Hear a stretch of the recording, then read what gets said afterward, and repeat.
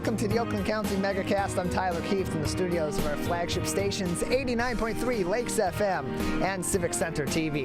In addition, today, as always, we're on Birmingham area municipal access. Both of our television stations are on Comcast Channel 15 and AT&T Channel 99. On the radio, additionally, we're in the Birmingham Bloomfield Hills area on 88.1 WBFH The Biff. That is the service, of course, of the Bloomfield Hills School District with operations out of Bloomfield Hills High School on Long Lake Road.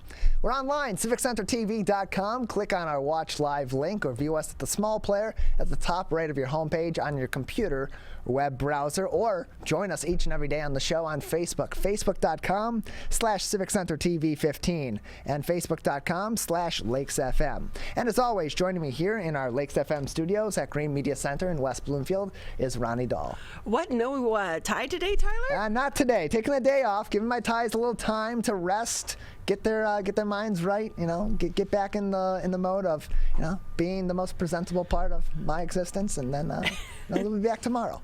Okay, your shirts are at the dry cleaner. Sure, that's what's happening. Yes. Hey, is it possible to be addicted to like a hand sanitizer? Probably. I would imagine some people just really like the smell of theirs. Well, this one, my partner on my other project, she does these cute hand sanitizers, and this is citrus creamsicle. Oh. And it smells so good. I think so I do just kind of smell it from over here. I'm not sure if that's a combination of hairspray, but I definitely get a little bit of citrus in there. I'm like, okay. At first I'm thinking it's hairspray, but then you mentioned citrus. I'm like, nope, that's definitely a citrus scent there. It's probably the hand sanitizer. That does smell fantastic, though. It does. It's like summer in a bottle. I wish we had smell-o-vision right now, because for all you watching out there, and even smelly radio for those of you that are listening on the road, this is fantastic. You're missing out. She really is kind of a marketing genius, because she has another one that's like it's wine o'clock, like a Hallmark one for the winter time that smells like Christmas. But I will say this is by far my favorite. Yeah, it's very nice. I'm sniffing, and it's also, I guess you're also you can spray your mask with it as well. Interesting. Yeah, keep everything sanitized. It's nice.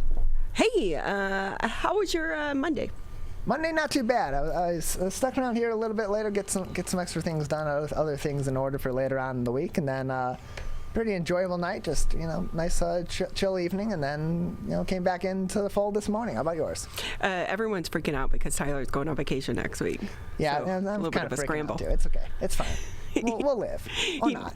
You know what, Tyler? You're what's right about the younger generation, because I don't know while other ones are saying, "Oh, I can't find work. I don't know how to work," and I was like, yesterday, I just don't get young kids. I'm getting so old. My neighbors, their kids were outside playing basketball. Okay. They're teenagers, Sure. like late teens. But the recycling bin and the trash bins are sitting right there on the corner. Okay. They had been picked up. Do you think they picked them up and brought them inside? I'm guessing, based on the fact that you're using the recycling bins as Chekhov's gun in this story, that no. Hey, we had to get a new recycling bin. It took a lot. Yeah, no, I'm aware.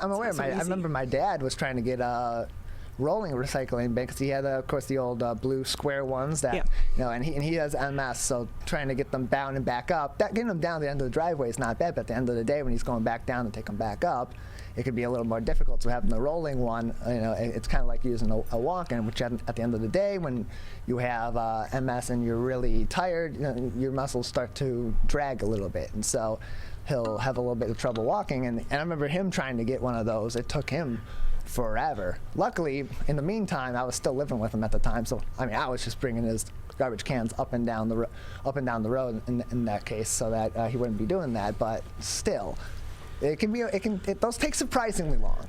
Yes. Come on. Countless we know where we live. And we say we need it. And GFL, put that on your website. Right. And they don't. I will say, though, so I told you yesterday we put the bird feeder out this weekend. Mm-hmm. It is like a party in our backyard. Oh, boy.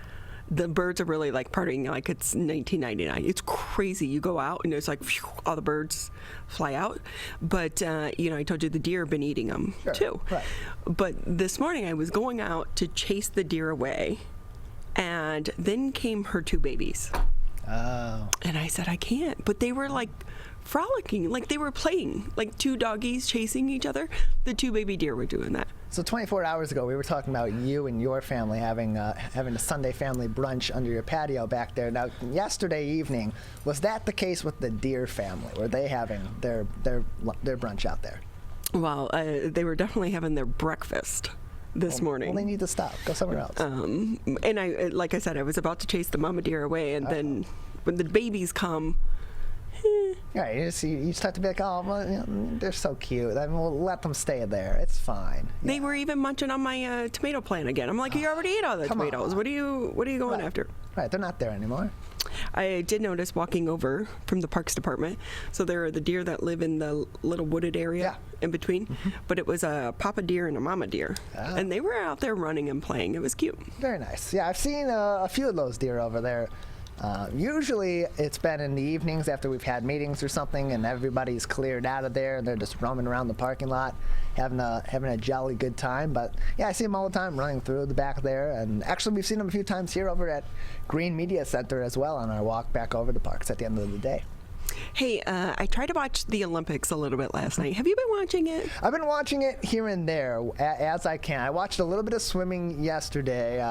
Larry, our booking producer, had it on in the background in his office here, and then so I saw a little bit of that yesterday. I'd watched over the weekend actually some of the women's 3-on-3 basketball, which that's actually really interesting. I'm a big basketball fan, and so watching 3-on-3 and the pacing of that game versus a usual 5-on-5, 20-minute halves game, instead of having just a 10-minute game or up to 21 points. That was really interesting. But I haven't been watching as much of it as I would have in previous iterations. Well, I will say the USA basketball team has not been doing so well. It's insane. Come on, that's embarrassing. It is. I mean, you got Kevin Durant, one of the best players in the world, on your team. You're loaded with NBA talent, and I mean, part of it seems like the team is really frustrated with their head coach's offensive system, but still, you are not just NBA professionals. You're some of the top level professionals. But on top of that, I also think that's a result of what we're seeing overseas with these European teams and these Asian teams that are coming in and have more talent than ever, are better developed than ever, and are better coached than ever in today's world. Step up your game, USA. Mm-hmm. Simone Biles, it was announced as I was driving in this morning that she was not able to participate in the team sports because of an injury. Okay. And the USA team lost to the Russians. Yeah, really disappointing, especially because, of course, for those that were interested in watching USA gymnastics, women's gymnastics, Simone Biles is, of course, the best in the world. She's an incredible athlete, once in multiple generations that you'll see, and, of course, a big leader of that team and a big catalyst of that team. And so not entirely surprising that in her absence, the U.S. would lose to the Russians. Really surprising this year that skateboarding is now an Olympic sport. And I will say, I'm just picturing across the USA, right? All across USA, there are going to be so many people chasing away the young skateboarders who are, skateboarding and trying to go up and down the rails of public parks and, public offices and this, that, and the other, trying to be the next big skateboarder. Yeah, I like to watch a lot of blooper videos here and there when I'm just trying to pass the time, get a good laugh. And I watched one recently that was skateboarders versus Karens. Ooh. And that was very funny. The skateboarders did not care. They were kind of jerks about it. They were jerks about it. But then, you have Karens that are always jerks. And so it's just a funny battle, because you're watching that and you're conflicted, because on one hand you understand why the Karens are mad, but on the other hand you're like, all right, they're just having some innocent fun. I feel bad for everyone named Karen right now. I do too. It's a bad time to be a Karen. In general. But I'm telling you, hey, if you're going back to college, yet another college here locally is going to be requiring the COVID-19 vaccines for the students living in the dorms. Mm-hmm. Wayne State. Less than 5 weeks before students move back to Wayne State University, officials said Monday that residents of its dorms are going to be required to get vaccinated against respiratory. President Wilson made the announcement in an email that had an attachment to an online survey showing 86% of respondents reported being vaccinated. Those who responded included 9,106 people. There were 23,000 students enrolled during the winter semester. So WSU is gearing up for students to move back on campus during the last week of August, as scores of people remain hesitant to get the vaccine, and COVID-19 cases are increasing, especially amongst those that are unvaccinated. So classes are scheduled to begin September the 1st. The vaccine mandate for students living in the dorms follows University of Michigan, Ann Arbor, Oakland University, but they all announced it months ago, Tyler. Wayne State, you're a little late to the game, because guess what? Really what you're basically telling people, you have to get the J&J because of the time frame that we're looking about. I mean, if you were to get vaccinated today, Pfizer or Moderna, and then you have to wait to get your second vaccination, then wait after that in order for you to be considered fully vaccinated. Right. U of M Dearborn has announced even tougher rules, though. Students, faculty, and staff returning for the fall semester, they either have to provide documentation they've received COVID-19, the vaccine, or take a weekly COVID test. Yeah, I mean, I think this is what we're going to see across the board be the standard as we go further on into this pandemic, as we have the Delta variant continue to be problematic, not only in the state of Michigan, but throughout the U.S. and around the world, is that we're going to see our universities take more of these somewhat drastic measures. Now, on one hand, I like what Wayne State and what other universities like Oakland are doing, saying if you're in the dorms, we want to be able to make sure that we can get as many people that want to be living in the dorms as possible. That's a close-knit community. It's really tough to, I would imagine it's very tough to enforce social distancing rules in there for their resident assistants, for their RAs, and for other university staff. So requiring vaccination upon entry, that's a lot better of a rule, I would think, than requiring blanket vaccination across your student body in order to return on campus. So the only problem I have with this is, much like you said, the time frame with Wayne State making this announcement. If you do it like Oakland did and do it several months ago, that gives your students a lot of time to prepare for that, especially as they're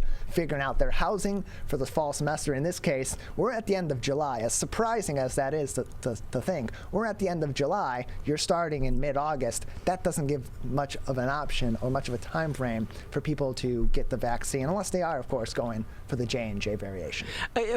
On the backside of this, because I do know people that are not getting the vaccine. They have their own personal reasons, but when it comes to college kids, you're looking at trying to find places to live. Right. So that's where, there's so many different angles to this. Especially this late in the game, if you have to make a change, that's really tough at this point. Hey, the United States is not going to be lifting travel restrictions, citing a spike in the COVID Delta variant cases. The United States will not lift foreign travel restrictions due to concerns over the rise in the more contagious COVID-19 Delta variant cases. That's according to a White House official. About 83% of new COVID cases here in the U.S. this month are Delta variant infections. Experts say the variant is behind the new wave of nationwide infections. No surprise there. The U.S. Delta variant cases are concentrated among those who are unvaccinated, and the number is likely to increase in the coming weeks. The U.S. currently bars entry for most non-citizens who within the last 14 days have been in the UK, European Union nations, Ireland, China, India, South Africa, Iran, and Brazil. No travel for you. Yeah, and it's not entirely surprising to see these restrictions return, as growing concern is coming in with the Delta variant. It has been seen in a number of countries throughout the world, including, of course, here in the United States, and it's a growing concern. And as we go through time, and we've heard this from health officials at the state and at the federal level in the past, as things started to open back up just in the recent months, that if things start to look like they're going awry again, or there are growing concerns because of spreading COVID-19 cases or increasing COVID-19 cases, that some additional safety measures may be put back in place. And so while the U.S. was anticipating some of these travel restrictions maybe being lifted, not entirely surprising given the current situation with the Delta variant and COVID spread in the United States that they're shutting that down. Here's the thing. I'm still waiting to go to Italy. Of course. We were scheduled to go to Italy in April 2020 because my niece was studying abroad, and we were going over for her 21st birthday. Of course, in March, she got shut down. They came back. Italy was shut down before us here in the U.S., and our trip got canceled. And we're like, okay, next year. Well, sure. No. No. I need to go to Italy. Of course. Same thing with France. My sister and them are going to go back to the south of France this summer because, they have a property there, but it's been up for sale.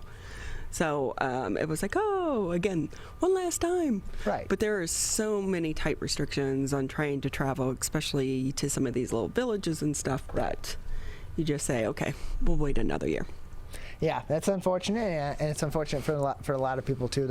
And for these countries as well, that they're in a lot closer proximity to a bunch of other nations. There's a lot of travel between the European countries in normal times anyway, and so they have to be a little bit tighter on their restrictions than necessarily we are, because we only have 2 countries that are bordering us.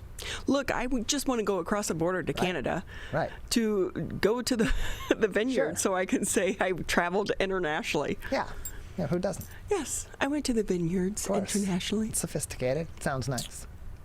I know. Hey, are you ready for live music? Who isn't? Metro Detroit concerts are going to be storming back. DTE, this Sunday evening, Chicago is going to be back on the DTE stage to end a 665-day concert hiatus for America's most successful summer amphitheater. In the area of COVID-19, not much is set in stone, of course, but as things stand, Chicago's DTE show marks the opening of the floodgates as concerts return in full force across Metro Detroit. Of course, we have been talking about faster horses. There have been other concerts, but really, from here on out, things are going to be pretty much any live music act that you want to see is going to be coming back. And I didn't know this. Chicago has played the former Pine Knob, it's always Pine Knob to us, more than any act in the venue's history, logging 80 plus performances. And also DTE, it ranked #1 nationally in attendance in 2019. It is my favorite place to see a concert here locally. Yeah, I've been to a couple of concerts there, and it is fantastic. I went about 6 years ago at this point, with a friend of mine to see Alice Cooper and Iron Maiden, and that was a very nice concert in that venue. Alice Cooper? Yeah, Alice Cooper was the opening act, and then Iron Maiden was the main act, and they both were pretty good. Alice Cooper was okay. I mean, I didn't expect him to be all that great, but. So we may have a connection at DTE. Oh boy! And now that DTE owns it, they're in the they have the box seats. Of course. So we may have a little hookup there. Ooh. Like, we usually buy the regular tickets, to support the venue, but then we're like, hey, any chance? Have a couple openings there. Yeah. Right up front. At Detroit's Big Four amphitheaters, DTE, Michigan Lottery, the Aretha, and Meadowbrook, which is another nice place to see a theater. More than 70 shows are on the books through early October. And for a 2.5-month stretch, there will be a major concert in Metro Detroit nearly every single night of the week. Here's the amazing thing. More than 16 months after COVID-19 hit, nearly every live music spot in Michigan is still intact. There was clubs in Warren, the Hot Rock Bar, and Lansing, the Loft. They announced permanent closures, but pretty much all the other venues are still open, which really is amazing because they were the last to open, and for so many of them, they're just now starting to reopen and book some of these acts. Yeah, and that is really good news for what is such a big industry here in the state of Michigan, and because of all the worries that they went through over the course of the pandemic, that most of these venues, these major concert venues, were able to survive. Of course, you had other places that people ventured to go see music at bars and other places, such as the Loft in Lansing, which I had been to for a number of different music shows, and even for some film and TV shoots as well while I was at Michigan State, and that was a great venue for that as well, and a place I know a lot of people enjoyed in that area. And it's unfortunate that that had shut down its music operations because it was no longer viable for that business. But on a broader scale, the fact that our music businesses and our venues were able to survive through the pandemic and now have consistent shows coming up, that's really, really good news and something that we can be happy about as we start to slowly emerge outside of the pandemic. So as a reminder, you can get the latest headlines. Go to civiccentertv.com, click on the coronavirus tab, and then, of course, at the top of the page, direct links to valuable resources such as the CDC, the state of Michigan, and, of course, Oakland County. With that, we'll take a break here on the Megacast. We have a lot to get to here in the Tuesday edition of the show. When we come up, excited to have our first guest with us, the acting special agent in charge for the ATF's Detroit Field Division, one of my former bosses. And, because it's great to have them. It's the first time we're having them on the show. Yes. We, of course, had the former U.S. attorney, when he was the U.S. attorney, Matthew Schneider, with us. Denise Hood has been with us. We've had the DEA, but we've never had ATF. Yeah, good to have them on the show and get a little overview about all the great work that they're doing here in the Detroit area. Well, and on top of that, too, I think so many people will be surprised at what their core mission is and the hard work that the men and women of ATF are doing here, and they are so under the radar and one of the hardest working law enforcement agencies in the area. So we'll be checking in with the acting SAC, as they call them, here coming up. And then also, a lot of people probably don't realize this, tomorrow's World Hepatitis Day. Yes. And we'll have Dr. Gordon with us here coming up in the 10 o'clock hour as well to tell us more about that and some of the efforts that are being done to try to rid the country and really the world of hepatitis. That's all coming up here in the Tuesday edition of the Megacast. Motorcyclists are hard to see. To keep everyone safer, it's important to always look for them and know where most crashes occur. 84% of motorcycle and vehicle crashes happen on streets, not highways. And most crashes with motorcyclists occur when vehicle drivers are turning left. So before turning, especially to the left, make sure you look for motorcyclists. Then look again. It could save a life.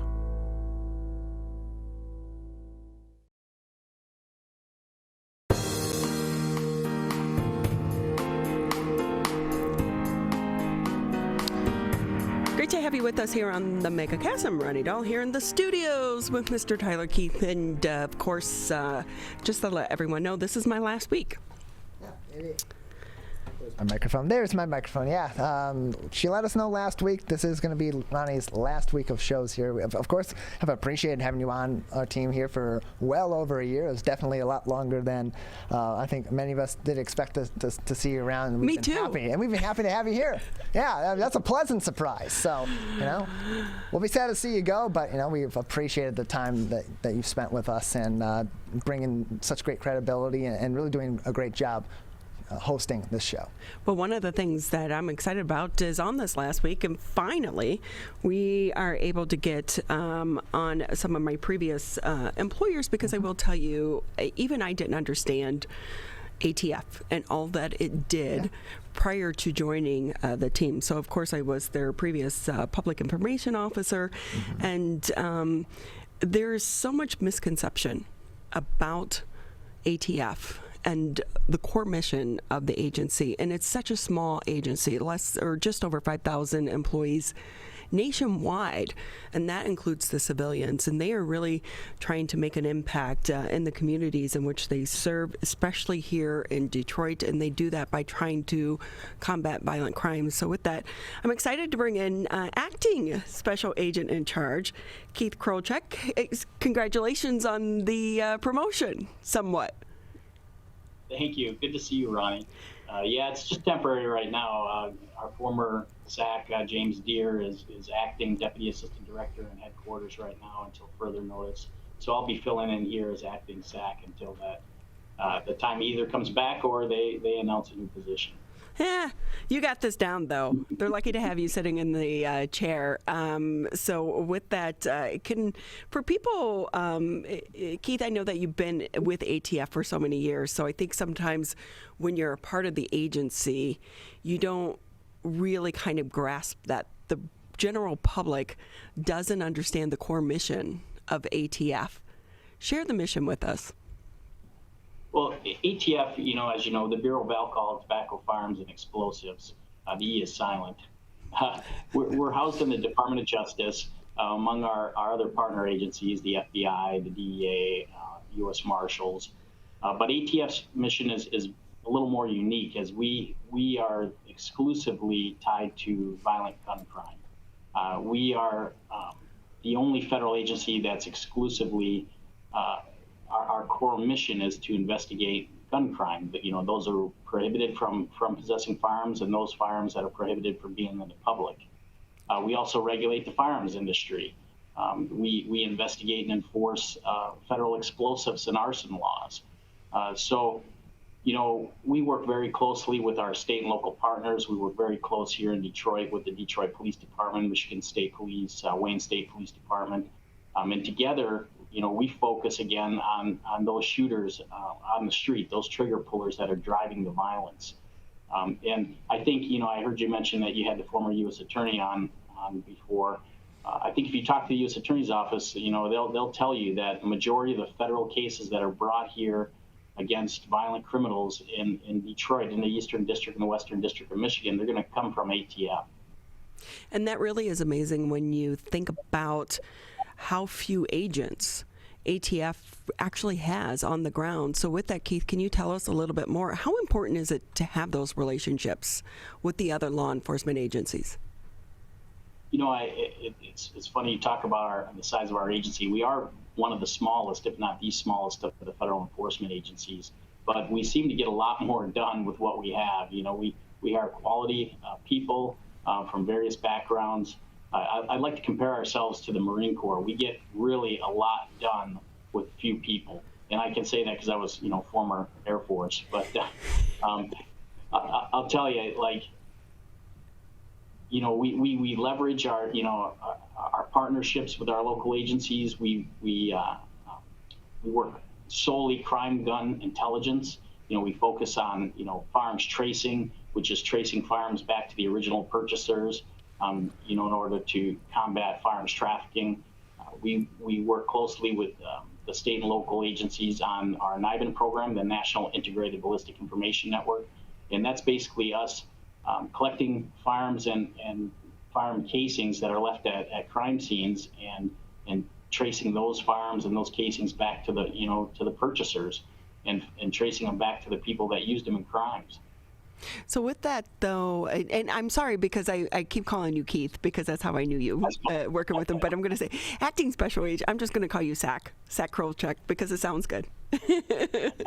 So, I'm going to throw it out in the universe for you.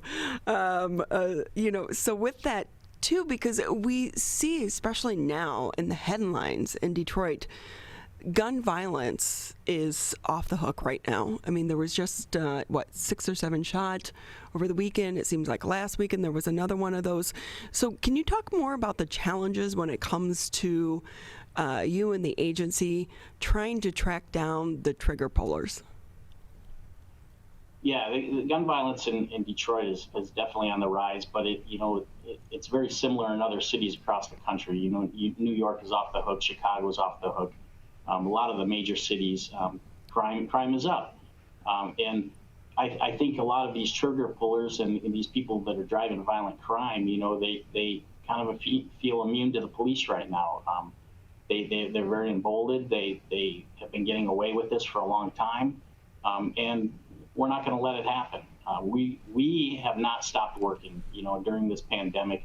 Our agents have been working still full-time, and we're working full-time with the United States Attorney's Office. And then some of our cases also go to the state prosecutor's office. We have not stopped. We had several large operations last year under the former administration. We had Operation Relentless Pursuit. We had Operation Legend. And we just kicked off another summer violent crime reduction program here in the city. And so we're still working very hard to do what we do best. And that's, going after those trigger pullers, going after the shooters and the gang members that are driving that violence. And again, I'd mentioned before, we can't do this alone. We partner with our other federal agencies. We partner with the state and locals. We have a very strong partnership with the Detroit Police Department. We have police officers that are cross-sworn as federal task force officers here in Detroit. I lost my screen here. Do we have Keith back? It appears we do. Keith, can you hear us? I can, thank you. Don't worry, we have technical glitches pretty much every day. It's the world that we live in now. I'd like to say too that the federal government has the best internet service here, but I don't know if we do. I've been in your building. No, it does not. So with that, acting special agent in charge, Keith Krolczyk, with us again for the ATF's Detroit Field Division. And I know that we were talking about some of the summer initiative that was underway right now to help combat the violent crime in the city of Detroit. But if I can touch on just for a moment, I know you can't talk about ongoing cases, but recently in June, the announcement came through the U.S. Attorney's Office about the 40 members of the violent gang, the Almighty Vice Lords, and it was a long-term investigation, and ATF, it was your case. What does it take to put one of those cases together?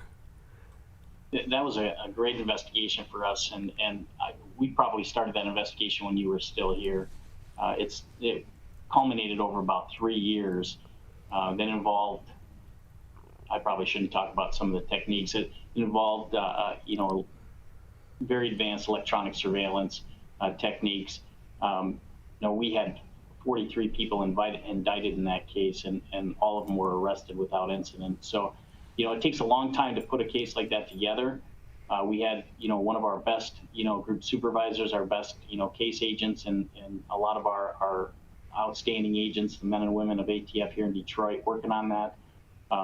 It takes a lot, Many of our investigations are more quick hit. We like to call them like, we go out, we might, arrest someone and charge them with, 1 or 2 counts of a federal violation. But this investigation involved complex RICO charges and, which is racketeering, organized crime, conspiracy type cases.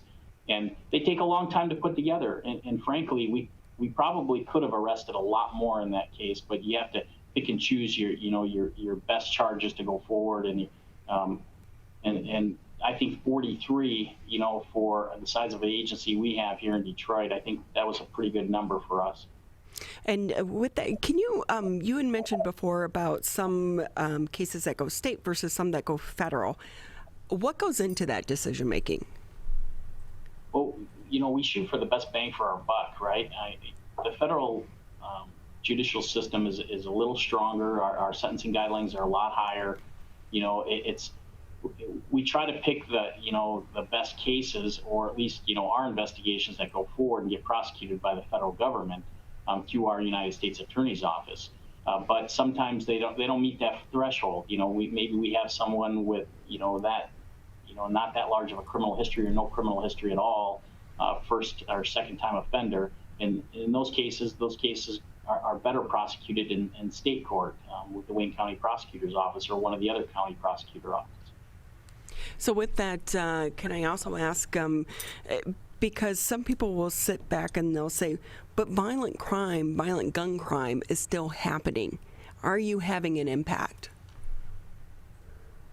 It is still happening, and crime is up, from, the year before last. I've heard a lot of different, theories on it, whether COVID was a driving factor, whether, reduced numbers in law enforcement is a driving factor. But, I do believe we're having an impact. Like I mentioned before, we had, several violent crime initiatives last year. We continued with, the same type of initiatives this year, where we partner again with our federal, state, and local partners. We are seeing a difference. When we take down a large organization like the Vice Lord Nation, with 43 indictments and arrests, it makes a huge impact in the community because, I truly believe it's a small number of people driving the largest amount of violence. And so, where we can have an impact like that, it's just tremendous. And with that, we should note that when people are convicted of federal crimes, the time is much harder. So they're not going to be back out on the street in 6 months, continuing to commit more crimes. And so the neighborhood feels safer. Absolutely. If someone's convicted and sent to federal prison, and again, that could be anywhere in the country. That's not here in the state of Michigan. and we remove those people from the streets, it's not just, a slap on the wrist where you're on probation, you're back out on the street the next day. You're going to do some significant time federally. Acting Special Agent in Charge for ATF's Detroit Field Division, Keith Krolczyk, with us here on the Megacast. And Keith, just a few more minutes, but I do want to talk a little bit more about your IOIs, but also the fire investigations, because we do know that ATF has been instrumental in helping with so many of the fire investigations, not just here in Detroit, but also Flint and in the Grand Rapids area as well. So tell us more about the fire investigators within ATF. So yes, ATF, we have certified fire investigators, and we have specific cause and origin specialists. They're agents that go through the regular academy. They're on working at their field office for a number of years, and they gain extra experience, and we give them extra training in the field of arson, specifically in how to investigate suspicious fires. How to do those cause and origin investigations, with, again, partnering with, our other state and local partners, in order to determine when a fire occurs, especially if there's, some kind of violent crime attached to it, was this accidental or was it intentional? And we're, again, we are the only federal agencies that specializes in that type of investigation. And so for all of the media people out there listening, notice how he said the cause and the origin. Everyone likes to say the origin and the cause. Well, no. ATF took me to school on that one, because you have to find the origin before you can find the cause. And I will say, the special agent out of the Detroit Field Division, of course, Stassi was he was my go-to guy. Like, he would always let me take pictures of him for our social media, but I will say he's so well respected throughout Metro Detroit and beyond the state of Michigan for his expertise, and we're so lucky to have him here in the state of Michigan. But we also need to give a quick shout out to the IOIs, because the civilian side of the house, I think, kind of gets ignored within ATF, and especially to the public, but they're just as valuable as all the members of the team there. So can you tell us more about IOIs, meaning the industry operator investigators, right? IOIs. Yes, industry operations investigators. ATF, again, we're responsible for regulating the firearms and explosive industries, and we do that through our industry operations side of the house. They go out and they do inspections, they do audits of firearms licensees, gun dealers, explosive dealers, and explosive magazines. It's a whole nother side of the house of ATF that a lot of people don't know outside of that industry that we do, and it is very vital. A lot of 99.9% of the firearms and explosive dealers out there are up and up, and they're straightforward, and there's no issues. But when we do these inspections, sometimes we find some irregular, some bad stuff going on, either with the dealer, which is very small percentage, or with other people that are straw purchasing firearms or explosives for other people. And in those cases, we open a criminal investigation, and we proceed as we should. And what's a straw purchase again? So a straw purchase is when someone who's not prohibited can go into a firearms or explosives dealer and purchase, a firearm, and when they're filling out the form, they basically say the firearm is for themselves, but it's not. It's for someone else. So they're purchasing a firearm for another person who may or may not be prohibited individual, can't buy a gun for themselves. So we call that a straw purchase, and it is against federal law, and we do track down and enforce that, and we prosecute those people that are doing that. So we've been taking up too much of your time, but quickly before I go, so many other law enforcement agencies are hiring like crazy right now. Is ATF still hiring? We are. We are recruiting pretty much openly right now, nonstop. If people are interested in a career with ATF, especially here in the Detroit Field Division, you can email your resume or your interest to recruit Detroit at atf.gov, as you know, from being here for a long time, you were in charge of that program, as I recall. And we're always actively, looking for good men and women to come on board with us. And we should note, it's not a quick process and it's not an easy process to get through, but it's an important process to be able to go through all the steps to make sure you're getting the best of the best. Yeah, absolutely. We interview folks. We put them through an extensive background investigation that involves, talking to, relatives and former neighbors and past employers, as well as a polygraph, test. So it does take a long time. On the average, it takes at least 12 months to get through the process, maybe longer. But I think people will find that it's worth it in the long run. ATF's an outstanding agency, and I don't just say it because I work here. I worked for another federal agency before this, and they were okay. But I came over to ATF, and I've got a 23-year career here, and I love it. I really believe in what we're doing.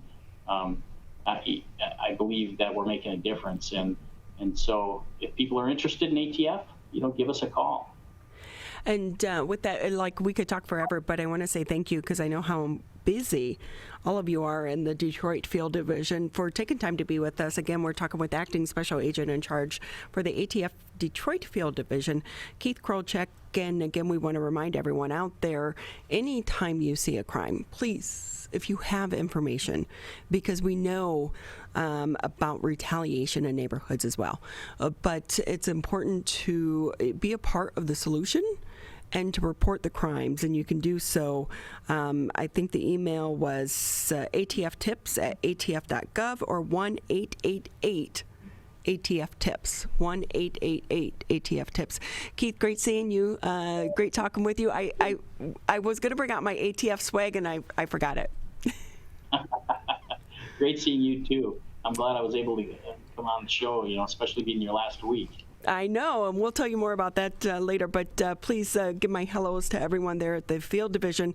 There's such a great team at the ATF Detroit's Field Division. They really are the unsung heroes in this war that we are in against violent crime, and they do care, and they are working around the clock to protect all of us. So again, Keith Krolczyk, ATF Detroit Field Division, and you can find out more about ATF. Just go to atf.gov. We'll take a quick break here on the Megacast. Our apologies to our next guest for running a little bit late, but when we come back, we're going to be talking with Dr. Gordon about World Hepatitis Day. That's next here on the Megacast. To Sophia and Gabriel, even though these old knees can't follow on your adventure to the forest today, these flowers represent my love. These stitches and threads join us together. And wherever you see a flower, a bird, a beautiful tree, know that my love is with you. Make the forest part of your story at a park near you. Find one at discovertheforest.org. You see certain things get reincarnated in your children. My daughter is very much inspired by my wife's artistic pursuits. So my daughter started making necklaces. She makes what we call affirmation fashion. I tell her every day that your black is beautiful. Your black is beautiful. Your black is beautiful. And if there's anything better than being beautiful, it's being smart. And if there's anything better than being smart, it's being kind. And reaffirming that every day is our method of making sure her chin never drops. My dad wasn't around, and I remember riding a bike and falling off and cutting myself, and me never just wanting to get back on it. People ask, how your children learn how to ride a bike, and you did. I didn't teach them. I just created an environment where they taught themselves, and all I had to do was be there.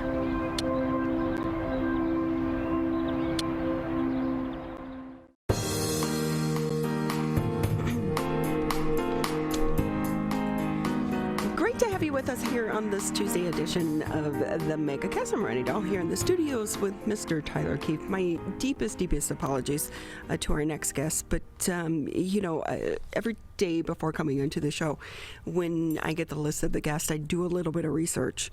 And I was astounded to know that there are more than 1 million deaths in a year globally related to hepatitis. Because for some reason, we know hepatitis is in our community, but it seems to me it's really not getting the attention that it deserves, especially after looking at some of these numbers. So we want to bring in Dr. Stuart Gordon. He is with the Division of Hepatology Director, Hepatology Research over at Henry Ford Health System, and also at the Wayne State University School of Medicine. It's great to have you with us, Doctor. Thank you for your time. Pleasure to be here. Thank you for the invitation. I know tomorrow is World Hepatitis Day. Tell us more about that and why did it come about? Because I know this isn't the first one, but I feel like I don't remember this in years past. It's been going on for the past few years. Thank you. It was actually designed to honor a very important person, Dr. Baruch Blumberg, who inadvertently discovered the hepatitis B virus. And so this is his birthday, and they decided to make World Hepatitis Day in honor of Dr. Blumberg. So it's an important person in our field. So when we're talking about hepatitis, we hear about hepatitis related to like foodborne. I don't know if it's related to food or needles, but tell us more about hepatitis. How does one get hepatitis? And I know there are various versions of hepatitis, like hepatitis A versus hepatitis C. What's the difference? Well, first off, the term itself is really sort of a generic term that refers to inflammation of the liver, right? And so it's not necessarily caused by a virus. So any cause of inflammation of the liver can be referred to as hepatitis. So whether it's a toxin like alcohol, whether it's a medication that can inflame the liver, whether it's an autoimmune process, there are various different causes of hepatitis or inflammation of the liver.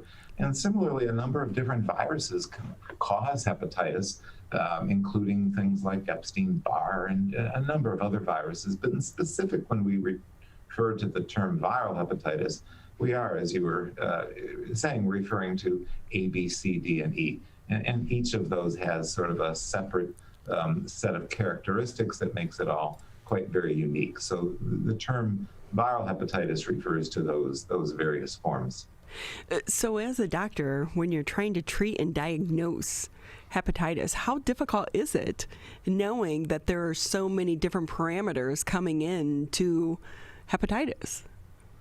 There's actually some very sophisticated blood tests, serologic tests that can distinguish A from B, from C, et cetera. And generally when somebody will come to us with evidence of liver inflammation, there's a battery of diagnostic tests that can help us to distinguish whether we're dealing with A, B, C, et cetera. Again, we're talking with Dr. Stuart Gordon. He is a professor of medicine at Wayne State University School of Medicine, but also the Division of the Hepatology Director and research over at Henry Ford Health System. And how does an individual know if they have hepatitis? What are the symptoms? Well, first of all, there's acute versus chronic. And so when we use the term acute hepatitis, that's a new onset of inflammation of the liver. And it can be type A, which is foodborne, type B, type C, et cetera. But often there may be raised liver enzymes, weakness, fatigue, jaundice, nausea, et cetera. But interestingly, a lot of people may come in with hepatitis, either acute or chronic, without any symptoms at all. So it's not uncommon for people to have no symptoms at all, especially when we're talking about chronic hepatitis. So I suppose we should probably distinguish between the two. So I know working for Henry Ford Health Systems, you study and you research hepatitis. Can you tell us about that process? Is this a team? And what do you look for?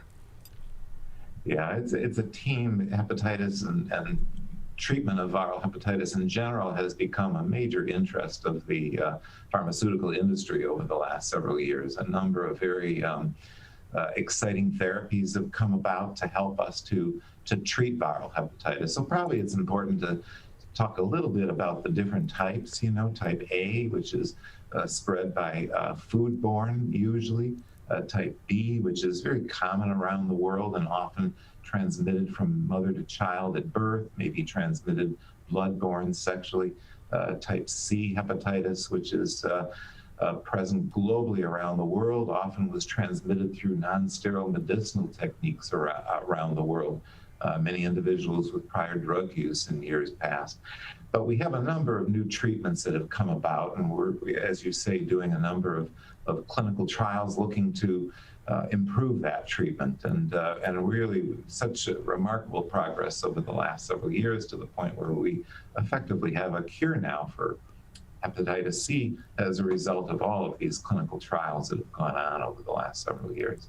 But I think I was reading somewhere where they were saying hepatitis deaths are on the rise. HIV deaths are on the decline. What do you contribute that to? And we're talking globally here, not just in the United States. Globally, it's a tragic situation, because many people who have this infection don't know that they are infected until they'll present with liver cancer or cirrhosis or signs of liver failure. So unfortunately, the liver is not an organ that tips its hand, and unless you really look closely to find out whether there is a liver problem or viral hepatitis, you won't know whether to treat these individuals. So all too often people will come in in the throes of liver failure or with liver cancer without ever having known that they even had this infection. So the key is to institute testing, not just here in the U.S., but around the world, because you really can't treat unless you know that you have it. So is this hepatitis, when we're talking about hepatitis, is it treatable or is it preventable? Is there a vaccine? Both, yes, absolutely. For type A and type B hepatitis, there have been very safe and effective vaccines now for a number of years. These are FDA approved, well established, very safe. And we need to get these vaccines out there more widespread globally to prevent both A and B hepatitis. Type C hepatitis, there's not yet a vaccine available. So when we're talking about the vaccine for A and B, it's so hard to even bring up the word vaccine right now with COVID-19, but we should note there are so many vaccines that have been used globally for decades. And who should get the vaccine for hepatitis A and B? Is this something we should get annually, every 5 years, and should it be everyone? No, well, it probably should be everyone. And many years ago, they instituted neonatal hepatitis B vaccinations and A in early childhood as well. So gradually over time, the incidence of hepatitis A and B will decline as widespread vaccination catches on. These are really very safe, and hepatitis B vaccine, interestingly, was described as the first cancer vaccination to prevent cancer, because by preventing hepatitis B, we're actually preventing liver cancer, primary liver cancer. So the push is to get more people vaccinated, and especially for type A hepatitis, I think everybody should. The formal recommendations are, for travelers or for individuals who may be at high risk, but for hepatitis A, which is foodborne, we hear about these outbreaks from time to time that may be transmitted in restaurants by a food handler who may not know that they are infected. It's very easily transmitted by the foodborne oral technique. And so hepatitis A vaccination, in my opinion, should be really made available to everybody. Why subject yourself to a potentially very serious and potentially even fatal disease if it's completely preventable with a really very safe and effective vaccine? So with that, Doctor, too, because I'm thinking, what's treatable? Because we do know it can be fatal as well. Yeah, hepatitis A is not really treatable. If you catch it, you have to sort of suffer through it and hope that you make your way through it. Type B hepatitis and type C hepatitis can develop into what's known as chronic infection, unlike type A. So what that means is that once the virus gets into the liver, so to speak, a sort of give and take war battle type emerges where the immune system is sort of unable to clear the virus like it usually does with type A, for example.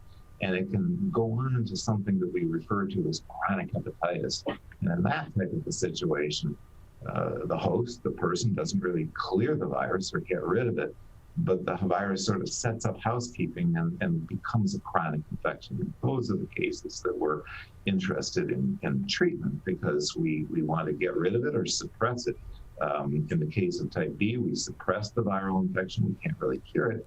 But in the case of type C, once it's gone chronic, we actually have very safe treatments now that can result in cure. And so the goal is to get people cured, diagnosed before they go on to chronic infections, cirrhosis, liver cancer, et cetera. Dr. Stuart Gordon with us here on the Megacast. He is a professor of medicine at Wayne State University, but also works with the Division of Hepatology Director over at the Henry Ford Health System, and he helps with their research over there into hepatitis. And Doctor, it's been great having you. Again, anything maybe I didn't ask that you think is important for our viewers and our listeners? I think you covered the topic. There's actually a recommendation now that every American gets tested for hepatitis C because they may not know they have it. And so for individuals born in Asia or in the Far East or in Africa or just about anywhere else outside the country, they may be at risk of hepatitis B. So it's important that if there may be a risk factor, that patients get tested, because we certainly don't want people to go on to the throes of end-stage liver disease for something that's really quite preventable and treatable. So thank you. So with that, can I just follow up on that real quickly and ask, is this something that a patient needs to ask for when they go to their general practitioner? Well, I think sometimes yes. I mean, the recommendation for hepatitis C is that everyone get tested at least once. For hepatitis B, it's not really required that everybody get tested. So it does require a blood test to find out if the infection is present. So sometimes it may be worth asking. And it's not as common here in the U.S., but for individuals born just about anywhere else outside of U.S. and Europe, it's worth checking, I think. So.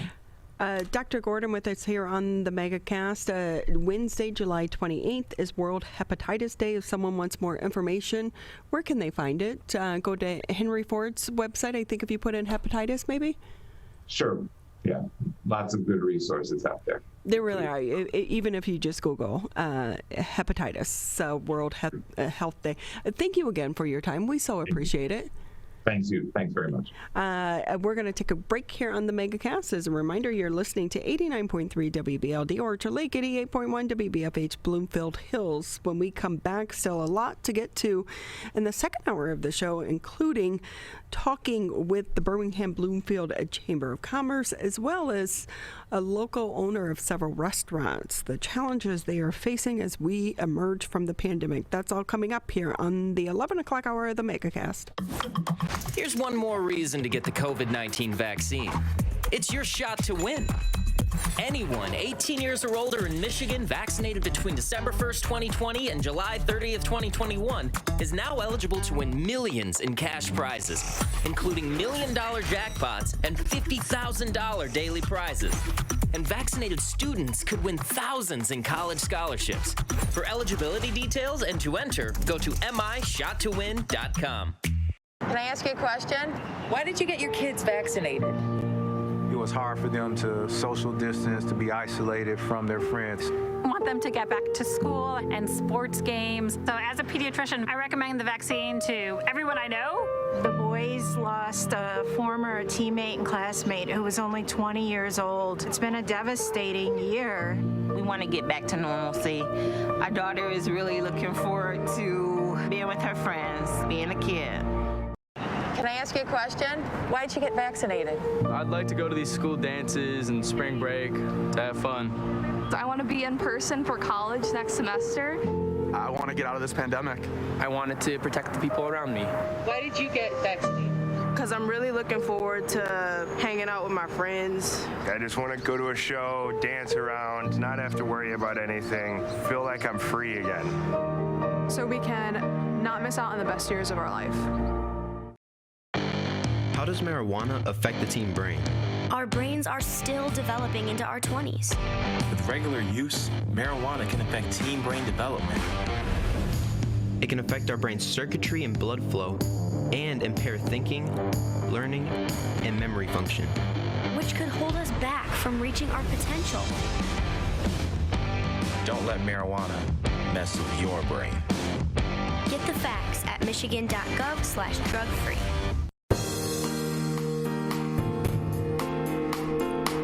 Thank you for hanging with us for the second hour of the Megacast. I'm Ronnie Dahl here in the studios alongside Mr. Tyler Keefe. As a reminder, we are here Monday through Friday, 10 a.m. until noon. You can catch us just about everywhere. Civic Center TV, Birmingham Area Municipal Access, Channel 15, Comcast 99. On AT&T, you can listen to us on the radio, 89.3 Lakes FM, 88.1 FM The Biff, or check us out on Facebook, because we do live stream the show on our Facebook page as well. So that means you don't have to be just here in Oakland County. And really, this show did start back at the beginning of the pandemic, thinking it was just going to be a couple weeks, maybe a month, to help people navigate the COVID-19 crisis. But here we are, more than a year and a half. The crisis is still here, and while we hope that we are emerging from this pandemic, the struggles are very real. And with that, especially for so many of our local businesses. But we want to bring in Joe Bauman. He's the president for the Birmingham Bloomfield Chamber of Commerce, and Bill Roberts, who is the owner of the Roberts Restaurant Group. You own several restaurants throughout the Bloomfield, Birmingham area. But before we get to you, Bill, if we can start with you, Joe, thank you again for always being on our show. Thanks, Ronnie. Thanks for having me back. I appreciate it. I feel like if we just did clips going back from the beginning to talk about how this virus has evolved and it's impacted our communities. Are you feeling a little bit more hopeful this summer?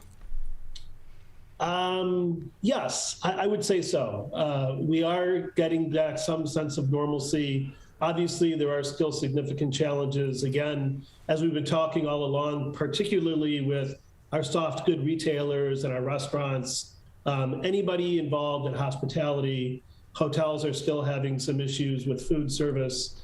Rental venues are trying to play catch up, trying to fit 2 years into 1 year of weddings and showers. And so we are seeing some improvement, but as Bill, I'm sure, will cover much more effectively than me shortly, there still are some significant challenges that our local businesses are facing. And with that, Bill, if we can bring you into the conversation, because we know that as a restaurant owner, you are feeling the brunt of those challenges right now. Thank you for being with us. And fill us in, where are your restaurants, and are you having to close right now because you can't find enough employees? Yeah, thank you, Ronnie. We have the Beverly Hills Grill in Beverly Hills, Bill's, which is in Bloomfield Hills, Cafe ML and Roadside Bar and Grill are both in Bloomfield Township, and then Streetside Seafood is in downtown Birmingham. So I'm a frequent visitor to the B&G, by the way. Well, it's in my thank neighborhood. You very much. So we love that place. We absolutely love it. Well, I appreciate it. And I think the stat that I've heard is that around the country, 1 out of 6 restaurants closed or did not reopen. And we had 6, and we did not open the Town Tavern in Royal Oak. So we're statistically probably average from that aspect. It's been a tough year, no question. And the term pivot continues to move forward. And, am I hopeful? Yes. I think we're way beyond where we were a year ago, just reopening. However, we do have a huge challenge still ahead. And, if you go back, we opened and actually did fairly well in July, August, September, into October. And then late November, the governor shut us down. And that was what really has made it difficult on our businesses in Michigan. After going through the holidays, all of our staff didn't make their holiday money like they usually do. Probably were unsure, as we were, when are we going to reopen? And then they came up with this great plan of outdoor dining, which meant they said a tent would have a top and one side, 3 sides open. That made for not very accommodating dining for our guests. So by the time we reopened in February into March, we lost a lot of staff, and they left for other industries, other parts of the country, et cetera. So since then, we've been very, very tough to hire people. And then, of course, the administration decided that we needed to add $300 more on top of the state's unemployment. So it's been another reason why it's been difficult. Never mind people reassessing their lives after this whole thing. And then childcare has been a difficult piece also with the opening and closing of schools and et cetera. So it's just made our world difficult. And so we currently, for instance, Beverly Hills Grill has been open for breakfast, lunch, and dinner 7 days a week for over 30 years. Currently, we're serving 5 dinners a week, Tuesday through Saturday. So it's heartbreaking, you know, and we have guests that send us emails like, why aren't you open? Well, we were down to 4 chefs at one point, and we've hired a couple, and I think we're going to be ready, hopefully, to add a day, at least maybe 2 nights.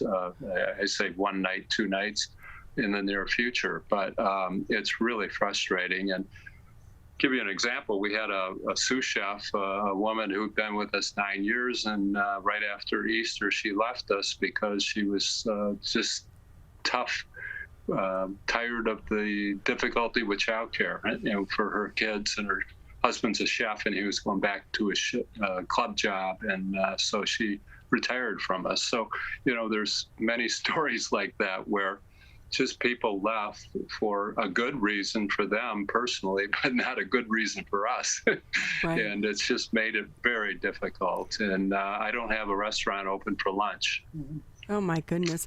And yeah, Bill. We should point out too, though, when a lot of people are having this argument, well, you know, they should up the wages to $15 an hour. They should do A, B, C, D, and E, and this, that. We should note that if you work for tips, if you're only making $15 an hour, you're probably a really, really, really bad server. Oh, I know. A couple of weeks ago, one of our servers with their tips, I think it was $4,000 for 2 weeks was the take home.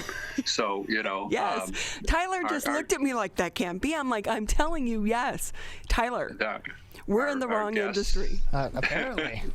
You know, that's an exception, obviously, but, you know, our guests are very, they're just terrific people, and they want to help our staff and are very generous, and you know, it's been, for every tough, bad, negative story, there's good ones, and we have great guests and great neighborhoods, and you know, we're fine. We're going to make it through. It's just really frustrating because our guests want us open for more hours a week, and we certainly would be if we could. And what's so challenging, Joe, too, is I should note that what's hard is you're still trying to recover from the pandemic, but yet restaurants are unable to because of the employee shortage right now.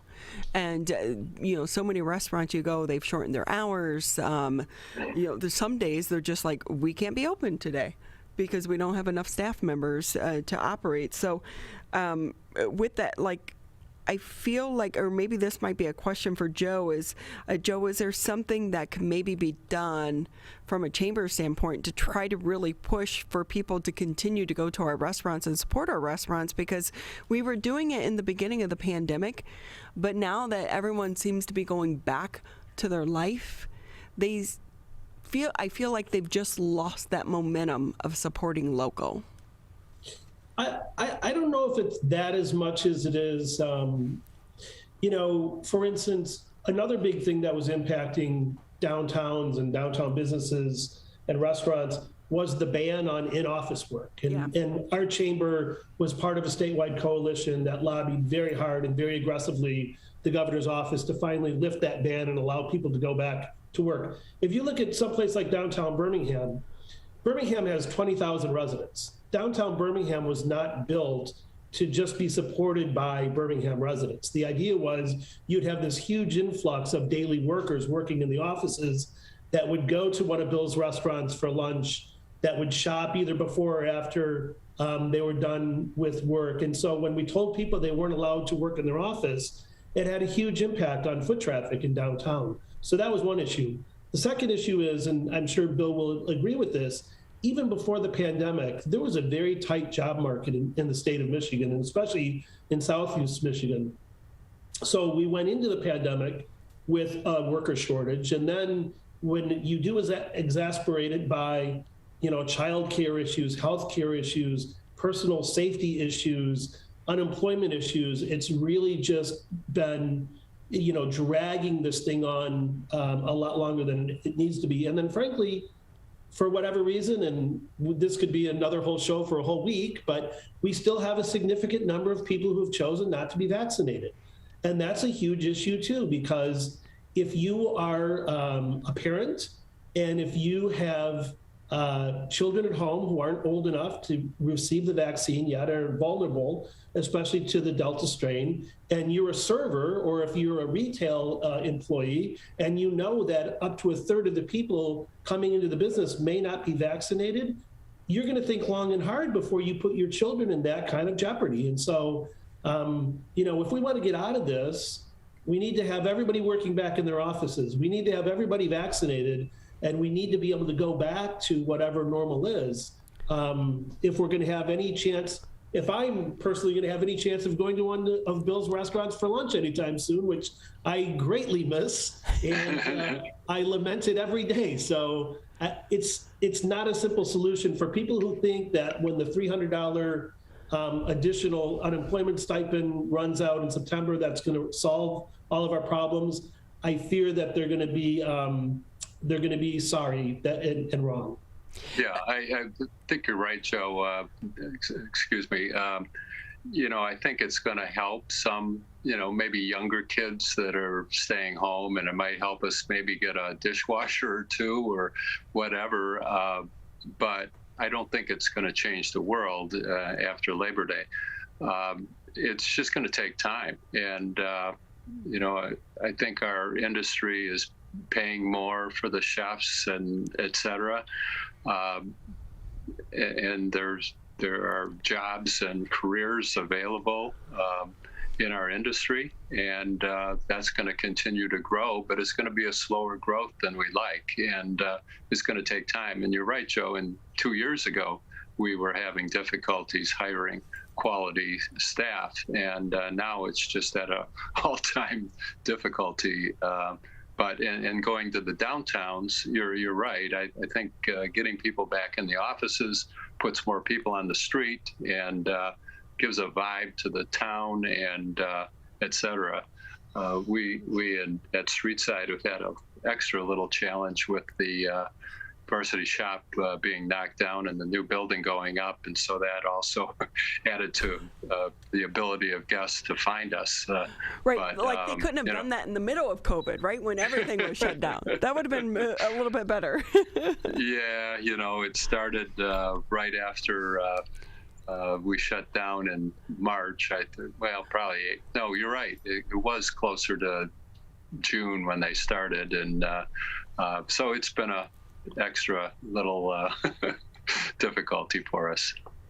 So with that, gentlemen, if I can leave you on a positive note, or leave our viewers and our guests on a positive note, Bill, can I ask you, what has been the positive out of the COVID-19 crisis for you and your industry or your businesses?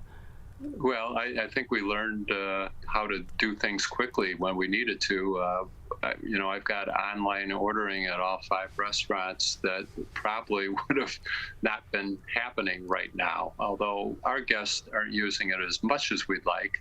They still like, I think, a lot of people to talk to a person, but that is one of the issues. I think it's made us a better industry, just worrying about our guests, every little detail in the restaurant, which all of a sudden we had all this PPE and making sure that we were washing our hands more, and et cetera, and making a safe environment for our guests. So I think that's made us a better industry, and it's made us value our staff. My goodness, right now they are so doing such a great job for us, our team, and they're working as hard as they can and taking care of our guests. So, all in all, it's still the same basics of our industry, hospitality and food and a great environment, but I think we're looking at all the details even closer than we did in the past.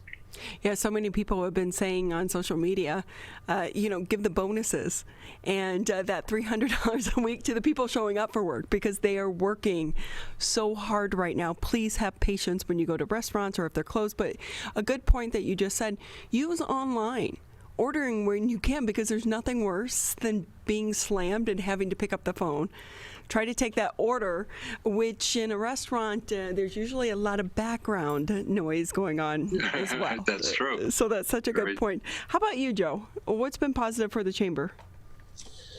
Well, for the Chamber, so we really had to, and I will use the very overused cliche, pivot ourselves from being an organization that really relied on connecting our members through networking events, professional development events, in-person events, to really ramping up our advocacy on behalf of our members. I couldn't tell you how many hours in the last 18 months, and I know Bill and I have had several conversations about PPP and PPE, but talking to all of our elected officials from local all the way to Washington and making sure they understood the challenges and struggles that people like Bill were facing as a result of this pandemic, and fighting to end the office ban, fighting to expand the PPP, fighting to expand the PPE, and really even in local, talking with the city commission about expanding outdoor dining opportunities for restaurants. And so it's really made us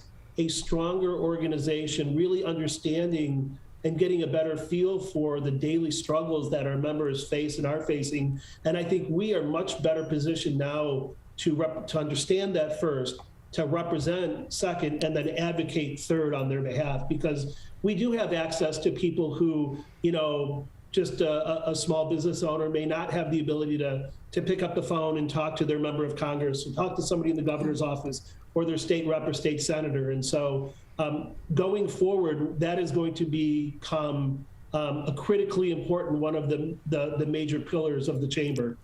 Because it's going to continue to evolve, the COVID-19 crisis, because we're not out of it just yet. So that's such a great point, Joe. Hey, Bill, before we let you go, can I ask you how much of this ongoing crisis has impacted your bottom line? Do you have a number? Our sales, for instance, recently we've been doing 75 to 80% of 2019 sales, which I think is terrific based on our, closed hours or smaller hours of operation. So we're doing, we are charging more than we were a couple of years ago, no question. The cost of food is up. And the cost of fry oil is insane right now. Everything's expensive. And for instance, at roadside, we serve the salmon on a piece of wood. Can't remember if it's oak or which type of wood it is. Anyways, we haven't been able to get it for months, and we just received 3 cases yesterday. But that whole supply chain situation is difficult, and crab is incredibly expensive. It's gone nuts. Lobster also. So we're still faced with those sorts of challenges, but even though the labor costs have gone up, we're short of people, so that's worked its way out. And the bottom lines are difficult, because when your sales are 75% of what they used to be, and we had last year, for instance, half the year practically were closed. We're still struggling as an industry to get back to making money and normalcy. So we're in the right direction, no question, and it's just going to take a little more time, like probably another year. Oh my goodness. Well, we're lucky to have you in our neighborhoods. Like I said, roadside's one of our favorites. Now I feel like I have to go there tonight. I don't want to cook. Thank I cook you. last night. So, and I'll order online maybe. Right. We'd appreciate it. Joe Bauman, president for the Birmingham Bloomfield Chamber of Commerce. Bill Roberts, the owner of the Roberts Restaurant Group. They own 5 different restaurants throughout the area, including Beverly Hills Grill, Bill's in Bloomfield Hills, Cafe ML in Bloomfield Hills, Roadside B&G, and Streetside Seafood in Birmingham. We want to say thank you to the both of you for being with us, and we're wishing you continued success. I know it's still a struggle, but just hang in there because we need you in our communities. We'll take a break here on the Megacast, and when we come back, another local business that was struggling, facing closing down in the middle of COVID, but then there was a lifeline as they are now expanding into a national retail outlet. We'll be talking about that just right after the break here on the Megacast. Here's one more reason to get the COVID-19 vaccine. It's your shot to win. Anyone 18 years or older in Michigan vaccinated between December 1st, 2020 and July 30th, 2021 is now eligible to win millions in cash prizes, including $1 million jackpots and $50,000 daily prizes. And vaccinated students could win thousands in college scholarships. For eligibility details and to enter, go to mishottowin.com. The Trevor Project is sharing how you can support LGBTQ youth who may be at risk. It's simple. Just show them that you care.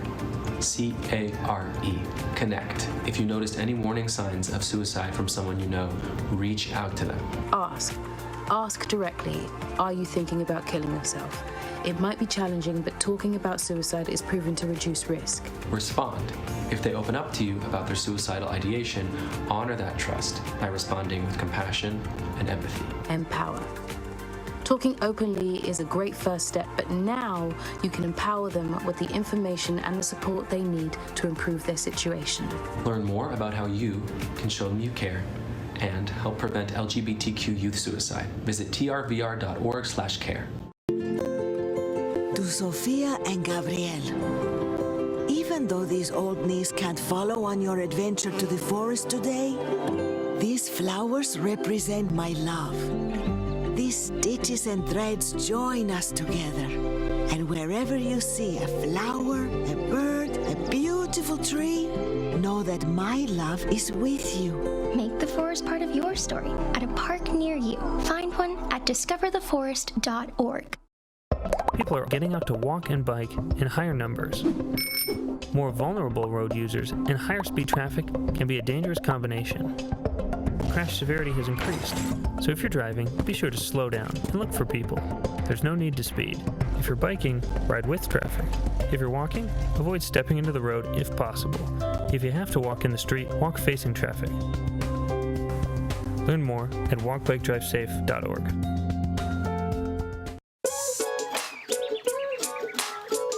One of the things you can look for in your friends is a change in behavior. These can be big changes, they can be small changes in mood, physical appearance. They may be sleeping less or sleeping more, drinking more, or their eating patterns may be different. One big change that can be pretty obvious is change in motivation. Do they no longer want to play basketball? Do they no longer want to play video games?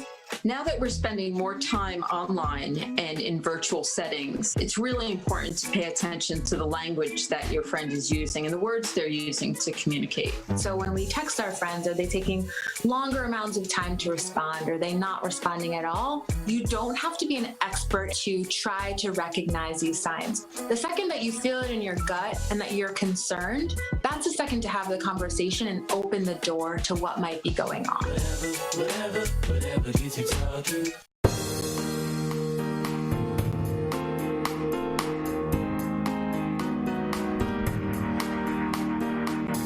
Great to have you with us here on the Megacast. I'm Ronnie Dahl here in the studios alongside the one, the only Mr. Tyler Keith. And I'm sorry, I need a little bit of citrus. We're going on a vacation. Yes. Oh. Spray my mic. Yes, it's okay. The mic's going on vacation with us too. Going to the beach, doing those last 2 interviews from the sun. Well, look, it says it's going to get rid of all the, cooties. Okay. Well, that's what we want. Smells so good, though. It does. It smells fantastic. Citrus cleansicle. Marvelous. I know. Hey, great to have you with us here on the Megacast Tuesday edition. I'm Ronnie Dahl here in the studios alongside the one, the only Mr. Tyler Cape. You can catch us Monday through Friday, 10 a.m. until noon live on Civic Center TV, Birmingham Area Municipal Access, Channel 15 Comcast, 99 AT&T. Listen to us on the radio, 89.3 Lakes FM, 88.1 FM The Biff. And if you still can't get us through that, that's okay. We understand a lot of people are going back to the office. You want to pretend like you're busy? Just go ahead and pull up your Facebook page. You can watch us, listen to us, put some earphones in though, so you don't get busted. Exactly. We don't want to be the reason that you get in trouble. We want to be the reason. We want to be able to take you out of trouble. I will say, cheap entertainment, but on the backside of that, I learn something new every single day that I do this show. Yeah, we do. We have a lot of really interesting guests that are teaching us about a lot of things that we maybe aren't seeing going on in our community, or other important topics that we really should know some things about. So for the remainder of the show, we know that so many businesses are struggling right now because of COVID-19. We just, talked with Bill Roberts from the restaurant group, and they're struggling. But others are actually starting to thrive just a little bit. So with that, if we can go ahead and bring in Haith and Henry Johnson, owners of LeHost Hair and Wigs in Ferndale. Great to have the two of you with us. Happy Tuesday. Happy Tuesday. Back at you. Hello. Listen, I'm thinking I'm going to go on vacation with you. Can you squirt me a little citrus? I can't. Put your hands up. I'm telling you, it smells. I love it. It smells so good. I'm like, I told Tyler, I was like, is it possible to be addicted to like hand sanitizer? I think it is now. Oh boy. And it's natural. The thing is, anything from citrus, orange, it's always going to smell amazing. Right? It's very clean and very fresh. I feel like I'm not at work right now. So can I ask you, though, the two of you, you're married. Oh my God, this month. 26 years. 26 years. Celebrated. But wait a minute, I want all my years, 29 altogether. Okay. Right. Even though he looks 21. Yeah, right. That's her. Well, congratulations. Congratulations. Thank you. Major win. But with that, no way would I work next to my husband every day. How do the two of you do it? And you survived during a pandemic. We understand the plight. We understand the challenge. We do. It's all right. We do. We have to work at it every day just to work together. Yeah. I tell people, if Ike and Tina Turner would have got themselves together, this is what they would have looked like. Oh my. I really think, though, before we get into your business, the two of you have a book or a series, like working together and how you survive it. Because if you're still smiling like the two of you were smiling, and they don't look like fake smiles. I know fake smiles. I've been around the block. No, I like them. I really do still like them. But you got to do a like me. You know I like them. Stop. You got to do a like check at least twice a month. You go, do you still like me? And when they go, oh, yeah, then it's time to sit and talk. Oh my gosh, you two are so adorable. Can I just say that? Like, you're adorable. I'm going to be the producer of your show. You need a reality show. I'm going to be the producer. Again, we're talking with Haith and Henry Johnson. They are the owners of LeHost Hair and Wigs in Ferndale. And I guess we should get to your business. You guys just had a huge expansion. What a big win, but in the middle of COVID. Yes. Well, first of all, thank you so much for allowing us to be on your platform. This is amazing. You are amazing, and you're absolutely gorgeous. So I am in the business of beauty. And just to introduce ourselves to your wonderful audience, I'm Haith Johnson, the CEO of LeHost Hair and Wigs. And of course, I'm Henry Johnson, the COO of LeHost Hair and Wigs. And we have been located for 15 years. Henry's actually a Navy vet. He was in the Gulf War. Yeah, I was in the Gulf War, and I served about 4 years there on a battleship. And we were one of the ones that really shot kicked off the war, unfortunately. But I was there, and I said, you know what? I am done with one war. One war is enough for me. And I came home. I got into Ford Motor Company. And I started working there as a skilled tradesman. Then from there, I said, you know what, there got to be a better way. And I want my own business. And I went to school for business management, got my degree. And I'm like, yes, let's do business. And my wife, she's a cosmetologist at the time. So what we did was, even though we were married, we married that together. The two talents. The two talents together. Yes. And we went and opened up our business. And for 15 years, we've been located downtown Ferndale. And as you see, the name of the company is LeHost Hair and Wigs, because we first started out as an upscale salon. And I was doing a lot of the who's who of the city and, you know, growing our name and our brand in the beauty industry as a luxury hair salon. Well, 2008 hit, and, you know, everybody knows that what hit the hardest was the big three, which was the almost auto industry. Yeah, it was 75% of our companies of our our income. So we started watching the market, and we realized there was an upswing in purchases when it came to hair extensions, bundles, and so we realized, we said, you know what, people are at home self-medicating. How about, meaning they're at home doing their own hair? Yes. So what we decided to do is fly to India and China. So for 3 years, we would fly back and forth to India and China to learn how to import, export hair. Wow. We did that. And thank God we did, because that then grew our business to another level, to expanding to hair extensions, bundles, and I became an expert in what it is I did. And then I realized when a girlfriend of mine got diagnosed with stage 4 cancer by the age of 29 years old. Oh, I'm so sorry. Yeah, she lost her battle around when she turned about 32 years old. Anyway, long story short, when we gave her a wig, we then recognized there was a ignored demographic out there. And so I said, you know what? I want to work on I want to give, because I believe you're not really living until you're giving. So I said, you know what? There's other women like her. So we then reached out to American Cancer Society. We was designated as the wig bank for Michigan, and we gave out free wigs on the behalf of American Cancer Society. Well, in the process, my husband, being the genius business he is, he said, you know what? We need to develop our own hair care products. So what happened is every time a customer would come back, hey, I don't know what to wash my hair with. I got split ends. My hair is breaking off. We developed another product. We looked up, and we had a whole hair care line. And not only did we have a hair care line that brought great solutions to women with hair growing out of their scalp, but also these same products worked on women who had to wear wigs. And so we started realizing, you know what, this is really our niche. This is what we should focus on. And that's what I believe for businesses. When you find your identity of the answers and the solutions you bring to the market, you cannot do anything but grow, because your customers come looking for you. My husband then said, you know what, let's not hold this from the world. It's time for us to pitch to Walmart.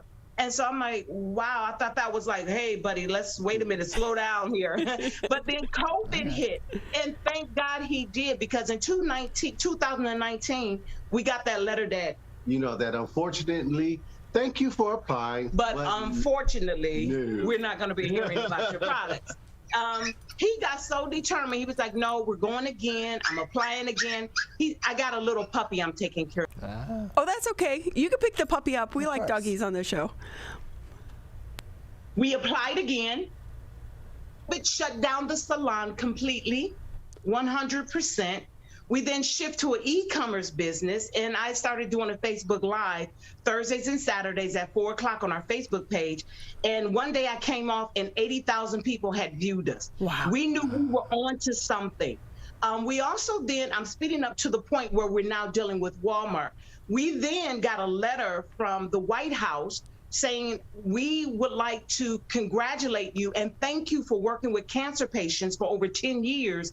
We would like to give you medals of honors. So we had Second Lady Karen Pence and Pamela Powers, the Deputy Secretary over all the VA hospitals, come to our salon and give us medals of honor to say thank you for the work that you're doing here in Michigan, because you're making a difference. We're actually supplying wigs to about 6 hospitals So if they need wigs, and those that go through cancer, alopecia, or going through radiation, going through chemotherapy, if they're going through that situation as a veteran, we're able to supply them wigs. So we're in 4 hospitals in Michigan, 1 in California, and one in Chicago. Yes. So veteran women, cancer women, that has been our community reach that we have loved to really give to people who really need help. I believe that's our job as business owners and entrepreneurs. Like you were talking to Bill earlier, he brings resolution to families who want to sit around and just kind of engage, or 2 girlfriends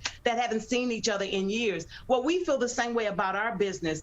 And the same day that Karen Pence, Second Lady Karen Pence, had came to our salon, that night when we got home, I'm like, ooh, what a long day. Wow, that was great. And I'm just kind of sucking it all in. I get a notification on my text or email, and it says, congratulations, Walmart wants to hear about your products. You'll be pitching October the 1st. Wow. And our lives, I had to go lay down. I was like, I can only take so much. I got to get this in doses. And wait a minute, one more thing happened during that same time where we were honored because we are a women-owned business. So we were honored the WBE of the year for the state of Michigan. So listen, we went from closing our business completely down, completely closed, and we didn't want to do it, and it was so heartbreaking. So when we got that notification from Walmart, it was like a lifeline. It was like we could keep our staff, we can keep our business, we can continue to serve our community, and it's just been an amazing. So now we're located here in Michigan in Warren, Dearborn, and Livonia. So we are in a total of 309 stores, as well as 21 states across the country in Walmart. So it has been a journey. It's been a ride, and we're expanding to Myers now. At this point, we're going to be located on 8 Mile, Telegraph and 12 Mile, and Grand River and Redford. That's a lot, right? We said a whole bunch. But I love that. Y'all just need your own show. I told you, you need your own show. You did. But I have one. I have 2 questions. Number 1, do you do white girl hair? Because I have extensions. Yes, absolutely, absolutely. Look, I'm honest. I don't care. It's like, come on. And I'm here to bring solution. Right. I do clip-ins, right? Because again, remember, we fly back and forth to India. So we get some of the best hair in the world. I mean it, hands down.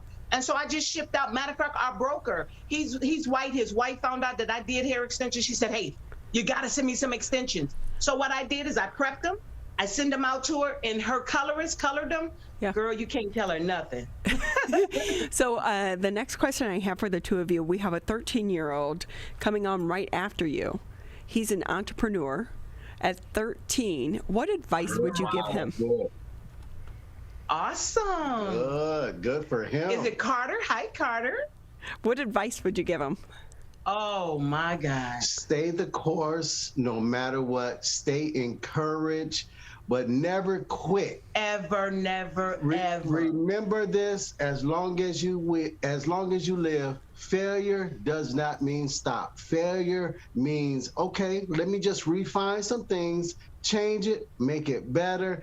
And every level you take, there's going to be challenges, but you can overcome it if you don't quit. Stay in there, young man. You can make it. I'm so and proud always of you. Stay encouraged. So keep encouragement around you. Yeah. Keep encouraging people around you. Just make sure that you just stay focused. Yep.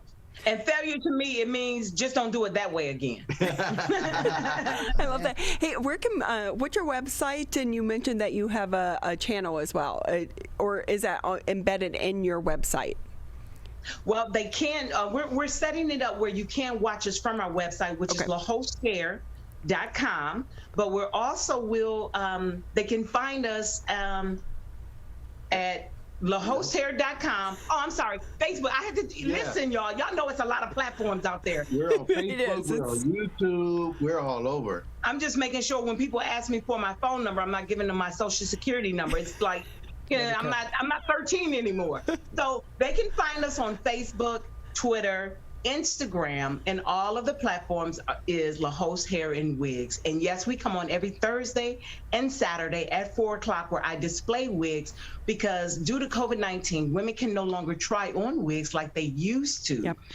So we actually try them on for them. I'll do a one-man show for 2 hours straight. And if they like a wig, they can go right online, order it, and we ship it right out. It's been such a pleasure talking with the two of you. Thank you so much for your time. Thank you. This has been a joy. Again, we're talking with Haith and Henry Johnson, owners of LeHost Hair and Wigs in Ferndale. And Henry, thank you for your service as well. You're welcome. Thank you. We so appreciate it. And if y'all can just bottle some of that energy and those smiles, we can use some over here. Oh, yeah. Thank you so much again. Well, we're so happy to see that success is following you. So with that, and you can find their products in Walmarts across the country. We'll take a break here on the Megacast, and when we come back, as I mentioned, a 13-year-old entrepreneur on his way to great things. That's next here on the Megacast. Here's one more reason to get the COVID-19 vaccine. It's your shot to win. Anyone 18 years or older in Michigan vaccinated between December 1st, 2020 and July 30th, 2021 is now eligible to win millions in cash prizes, including $1 million jackpots and $50,000 daily prizes. And vaccinated students could win thousands in college scholarships. For eligibility details and to enter, go to mishottowin.com. Today, it is easier than ever to join Michigan's Organ Donor Registry and help build a bridge of hope for organ, tissue, and eye donation. Just one person can potentially save or help improve the lives of up to 75 people. By joining, your legacy could be the gift of life. Sign up today at michigan.gov/SOS or at any of the more than 145 Secretary of State self-service stations located across Michigan. Be part of Michigan's Bridge of Hope by adding your name to the Organ Donor Registry. How does marijuana affect the teen brain? Our brains are still developing into our 20s. With regular use, marijuana can affect teen brain development. It can affect our brain's circuitry and blood flow and impair thinking, learning, and memory function. Which could hold us back from reaching our potential. Don't let marijuana mess with your brain. Get the facts at michigan.gov/drug-free. Thank you for taking time out of your day to be with us here on the Megacast. I'm Ronnie Dahl here in the studios with Mr. Tyler Keefe. As a reminder, you can always catch previous episodes of the show. Just go to civiccentertv.com, click on Megacast. There you can go back, watch all the episodes of the Megacast that your heart desires.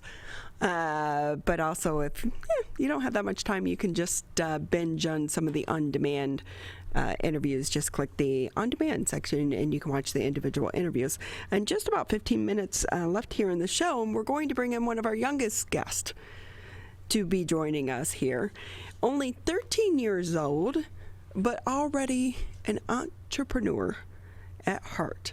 Carter Kinsinknecht with us now. He is a recent second place winner for the Kids Ideal Tank. It's basically like Shark Tank, right? Carter, how are you? Good. Yes, it is. Is that the show?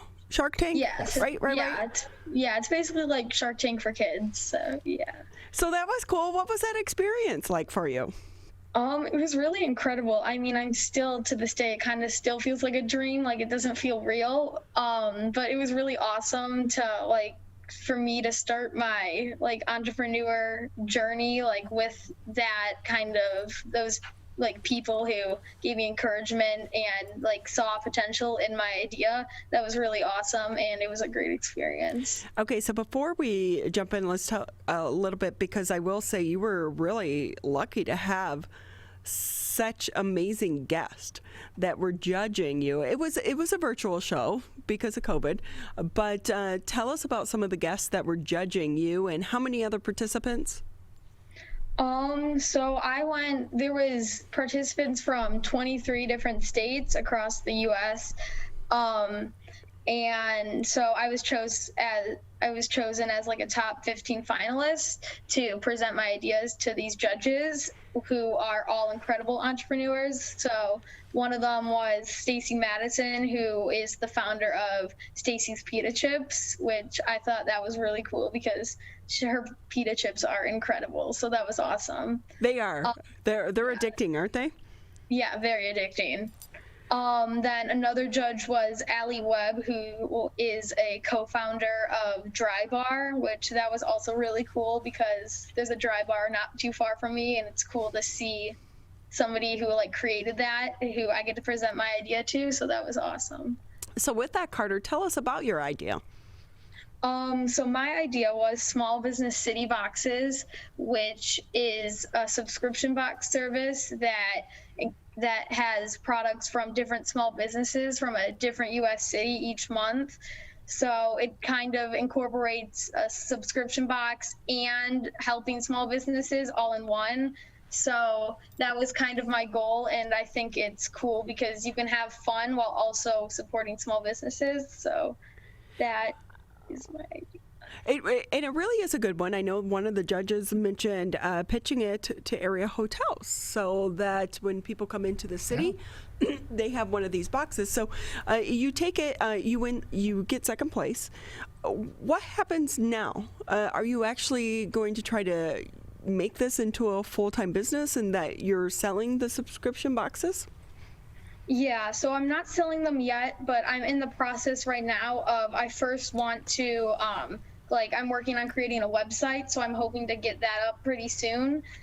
And then, as you mentioned, hotels. So I'm planning on emailing and contacting local hotels. So I live in Troy, so some of like the Birmingham hotels, so like the Townsend or the Daxton. And then also I want to contact the Shinola Hotel in Detroit. Absolutely, yeah, good one.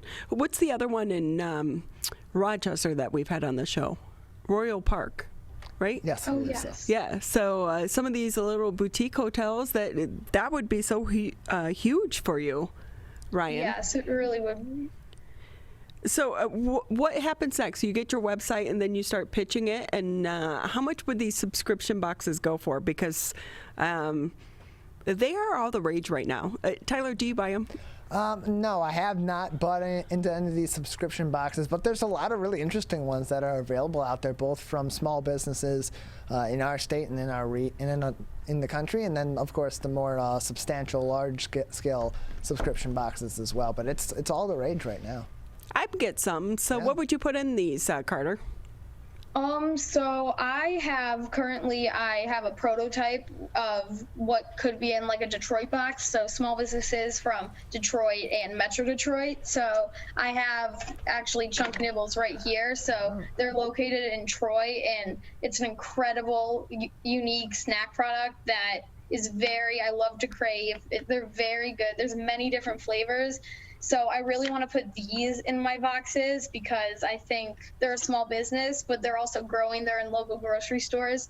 So I think they just need an extra little boost so people outside of Michigan also can know how great these are. I didn't know about them and I live here, so now I want some. Yes, I definitely recommend them. Very good. So as a 13-year-old, how do you approach some of these businesses and have them take you serious? So as you said, being kind of 13, it sometimes can be a little bit hard, but I like to first start with businesses that are I have a relationship with, or they're close to my heart. So again, Chuck Nibbles, for example, I first saw them at one of my local farmers markets a few years ago, and I really loved their product. And then recently I started seeing them in grocery stores, which was really cool. And they have an incredible story about the creator uses his grandma's recipe, which is also, I think that's really cool. So it's definitely starting with products that are close to my heart, and then also products that kind of you can only get in that city. Those two, Fago candles I've seen, because kind of combines a small business and Fago, so they get to truly immerse themselves in Detroit. Which is really try to get some of that Faygo, that new flavor they have out this summer, like fireworks. Yeah. Oh, that's yeah. Good next luck. to impossible. Try to find. But what with that too? What's this whole experience been like for you? You just had we just had the previous owners on from the wig shop in Ferndale, and their advice is keep going. So as a 13-year-old, is this your path in life, do you think? And how do you balance this with your homework? Yeah, I definitely think that this is going to be my path in life. I really, ever since I was little, like watching Shark Tank on TV, I've always wanted to be the person like standing up there in front of the judges. And now having this idea, I think I can truly make it happen. So even after middle and high school, I think I want to go into college with this idea. So I think that, and then also, like you said, I mean, I still have homework to do, so that's going to be a little hard to manage, but I think with the help of like my parents, and I have really good neighbors and friends who can help me too, which that's going to be really helpful. So it might be hard, but I think I can do it. I believe in myself. Well, that's awesome. You believe in yourself. That's all you need in life. And you're already ahead of like 90% of the people out there. And Carter, I have to say, I know you go to Roper, and Roper is a school that helps foster kids that for them to think big and to know no limitations. And if I can ask you, how'd you come up with this? Out of everything out there, how'd you come up with this? So I have always loved getting subscription boxes in the mail, or really just packages in general in the mail. I don't know why, but since I was like really young, I loved to get the mail, and whenever I got something that was for me, I just was so happy. So I thought that would be awesome. And then also recently, because of COVID, so many awesome small businesses have struggled and have fought to keep open. So I thought combining my favorite, like kind of getting packages in the mail with helping small businesses would be really awesome. And then putting like the twist of a different U.S. city each month would also be really cool. So with that, Carter, you're building the website next. Once you get that up and running, what's your timeline for actually making this into a business? I think I want to contact hotels, like I said, but then also somehow I think it might be a little hard contacting hotels and having the subscription box service, but I think that I'm going to start with pre-orders of the subscription box, and then once I get enough like revenue and stuff, then I can start to give out those subscription boxes. But I think I'd like to start with hotels, just so like people can kind of know more about my product, and then if they're really interested, they can get the subscription box service, which I think would be really cool. I will say I would love this if I checked into a hotel, and it would say so much about the city instead of just the book on the table that tells you where to go. Again, we're talking with Carter Kinzeneck. He is a 13-year-old at Roper, and he recently took second place in the Kids Ideal Tank, which is basically like a Shark Tank for kids. And with that, Carter, can I ask, what do your parents do? Have they been helping you in this? Do you have brothers and sisters, or is this just Carter on his own? My parents definitely have helped a lot. Like just being here, they helped me get here, but then also supporting me throughout this whole journey was definitely, they really helped that and kept me going even when I was at the lowest of lows, and they encouraged me when I was at the highest of highs too. So they've definitely helped throughout this whole journey, and I don't know how I could do it without them. So they're very helpful. They helped a lot. Well, as our previous guest said, keep going. Don't stop. Failure is not failure. It's simply a signal for you to make it bigger and to make it better. How much money did you win in this competition? I won $500. And what did you use it towards? Right now it's in my bank account, but I plan on having to go towards making this product a reality. So I really think I'm going to save it, and then once I'm ready to use it for something good that can help my product grow, I'm going to do that. What were you thinking when they announced you as second place? What was going through your mind? I was like, so much stuff was going through my mind. I was like, is this really happening? And I was like, to know that they believed in me and they thought that I had a good product across so many incredible young people and their incredible business ideas. I thought that was I was like over the world excited, which was awesome. And I still, to this day, I'm very grateful for everybody that saw potential in my ideas. Well, that is so great. Carter, it's been a pleasure talking to you. And we've had enough people on the show. We should put together a list of possible contacts for him to be able to reach out to some of these local businesses and local hotels because he's got a story to tell, and that everyone likes a story to tell. Yeah, it's got a really interesting story and a really interesting idea that I think some of these businesses and some of these hotels would be very receptive to. Carter, I'm going to try to come up with a list, okay? So I'll email it. Thank you so Give me much. to the end of the week, and we'll try to come up with some businesses and some product companies as well that maybe you can team up with. Thank you. That sounds awesome. It's been great talking to you, and we wish you the best of luck. Thank you so much. Congratulations again. Again, Carter Kinzenek, he is a 13-year-old over at Roper Kids Ideas Tank, Shark Tank for Kids. What a fun kid. It's great to see. Yeah, great to see what Carter's doing, and really encouraging seeing that this creativity come from kids his age. With that, that's going to wrap it up for the Tuesday edition of the Megacast. We will be back here tomorrow, Wednesday, bright and early, 10 a.m. Thanks for tuning in.